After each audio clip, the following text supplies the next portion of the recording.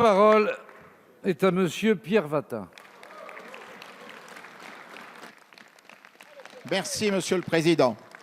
Ma question s'adresse à Madame la garde des Sceaux. J'y associe mes collègues Olivier Dassault, Maxime Minot, Éric Woerth, député de l'Oise. Madame la ministre, vous donnez des gages, vous proposez une diminution spécifique de CSG, vous rompez l'égalité des Français devant l'impôt, vous frisez donc d'ores et déjà l'inconstitutionnalité. C'est un comble alors que vous vous adressez aux avocats. Comme pour les experts comptables, les pharmaciens, les médecins et tant d'autres professions que le gouvernement maltraite dans son projet de loi retraite, vous maltraitez les avocats comme vous maltraitez les Français. Faut-il que je vous rappelle que plus de 95% des 163 barreaux de notre beau pays ont reconduit leur mouvement en votant qui une grève illimitée, qui une grève reconductible, qui une grève du zèle. Stop à la recherche du bouc émissaire. Ce ne sont pas les avocats qui paralysent la justice, c'est votre projet de loi retraite. L'amendement CSG d'hier n'y a rien changé. Les avocats ne savent qu'une chose, que leurs cotisations retraite vont doubler, que le montant de leur pension de base va baisser d'un tiers, que la valeur du fameux point de retraite ne pourra pas être garantie avec des projections à 40 ans sur des simulations, vous le savez, utopiques, voire folkloriques. Or, leur régime est excédentaire. Et pourtant, leur régime est solidaire. Pour preuve, plus de 80 millions d'euros reversés à la solidarité nationale en 2019. Enfin, les avocats savent qu'avec cette réforme, leur indépendance sera compromise. Leur liberté d'exercer comme ils l'entendent, seuls ou en cabinet étoffé, sera compromise. Leur liberté n'est-elle pas l'une des garanties de l'indépendance de la justice? Dès lors, ma question est aussi simple que la réponse que vous leur proposez est complexe et inadaptée.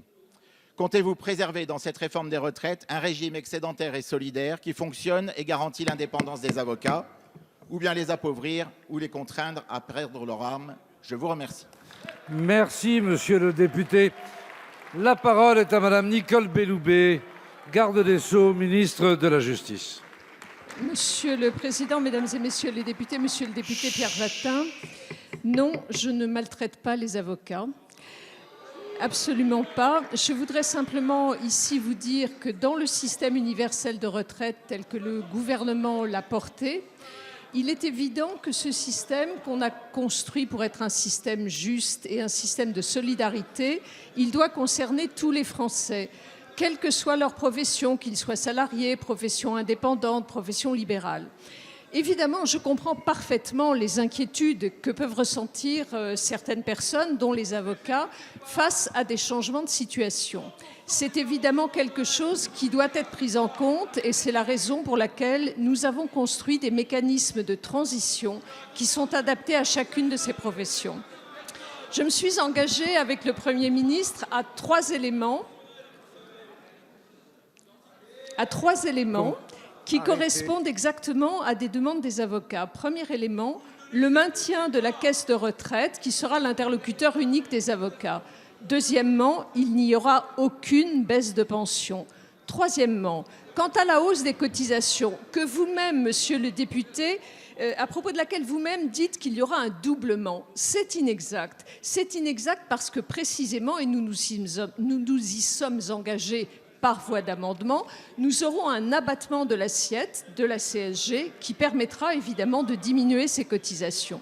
Nous sommes allés plus loin et nous avons proposé aux avocats deux hypothèses et même sommes ouverts à d'autres scénarios pour lisser cette transition dans le temps. Première hypothèse, soit nous prolongeons de manière plus longue la phase de transition, soit on met en place un système de solidarité interne à la profession qui permettra de diminuer l'impact pour les cabinets aux revenus les plus modestes. C'est sur ces hypothèses que j'ai téléphoné hier à la présidente du Conseil national des barreaux pour lui fixer un nouveau rendez-vous de travail cette semaine. Merci, madame la ministre.